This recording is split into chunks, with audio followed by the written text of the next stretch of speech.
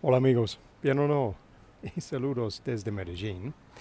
El tema de hoy, ¿qué puede hacer cuando la gente está hablando demasiado rápido? ¿Cuál tipo de táctico algo puede hacer para entender mejor sin necesidad para siempre interrumpir a la otra persona? ¿Cuál otro táctico puede hacer? Ese es el tema de hoy. So, hello from Medellin. Theme for the day, what do we do if we're in a situation where people are talking to us? Perhaps there's a lot of background noise, not easy to hear, or they're talking fast, or a combination of both. And it might be a short kind of conversation or interaction where really we can listen to all of what they've said without necessarily needing to interrupt them and say, I'm sorry, could you speak a bit slower? What kind of tactics do we approach in this situation? Well, generally, we have to try and approach it with a bit of what we would say is more active listening. So this is more or less to think about the situation you're in, the context of that situation, and be ready to listen for key words. Because generally speaking, the situation itself gives you plenty of clues as to what you should do next.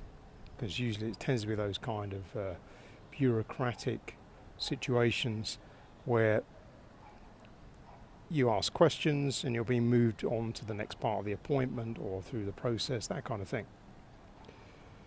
Which is why the people tend to speak quickly, because they talk not just to you but to like 100 people a day, and they have to get through a lot of information, which is the same type of information each time. So because you know the type of situation, that helps you a little bit. So really a lot of listening for the key words, and then at the end of what the person said, the idea really is to try and summarize very briefly by repeating back one or two of those key words to them, just to confirm that that's what they'd like you to do. Something like, okay, so I go down the corridor to room number 22, or I have to take this form over to the other desk. So it's just to keep listening, let the person tell you all the information, try and take a mental note of some of the keywords, repeat some of those back to the person at the end to check you've generally understood what they want you to do, because often this is happily accompanied by physical directions. They're pointing in the right way where to go, but only at that point, if it's really not made sense, that's when you should interrupt them probably and say, look, I'm really sorry, I don't quite understand. Because if you phrase the question like that at the end of what they've said, I'm sorry, I don't understand, and then use one of the key words that you heard, that at that point you should get a repeat, which will be a rephrase of what they wanted to say. In my experience, if you interrupt the person too early, they get thrown off balance because they're practiced at saying the thing they have to say. So I find it easier just to let them say it, listen to them.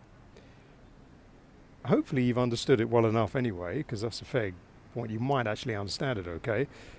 Just repeat back one or two of the key words to show that you have, just in case you made a really bad mistake. But if at the end of that, them speaking, you think, no, that really was not clear, then you can ask them, I'm really sorry, I didn't understand that, and then give them back one of the key words to help them rephrase their answer. So by doing it that way, you get their full attention. This is rather like when we interrupt somebody in the street to ask them directions. We don't just ask them the question straight away. We say something else at the beginning, something like, I'm sorry, could you help me, to get their attention. Then we've got their full attention, and then we can ask the question we want, which is something like, where's the bus station? Similarly, when someone's giving you that packet of information that they say 100 times a day, they're not really listening. They're on autopilot. So if you interrupt them too soon, their brain's not really caught you up. What they're waiting for you to do is to move or give over the piece of paper or do the thing that everyone else usually does. And if you don't, then there's that pause where we're not talking about the same thing anymore. What's happened? And then if you interrupt them politely and say, I'm really sorry, I didn't understand that. Could you say that again? A bit slower. Then they'll rephrase it. So it's to give them a bit of space to gather their thoughts and realise subconsciously, you're not going to necessarily point it straight out to them, realise their error and let them rephrase it. And when they rephrase it, it should become clear. So that's the tip for today. Often we will find that people will speak to us a bit quickly and it's a bit confusing, but give them space to do that, because for them this is a conversation they have a lot, and 99% of the time it works for them, speaking quite quickly to get that information out of the way, to process you through the system, if you like. See how much of that you can understand. If it still doesn't make sense, then interrupt them and ask them for a rephrase. So there we go. That's the tip for the day. Déjame saber en los comentarios, como siempre, if you have that type of experience, how you get on. But for now, from Regine, we'll say cheerio.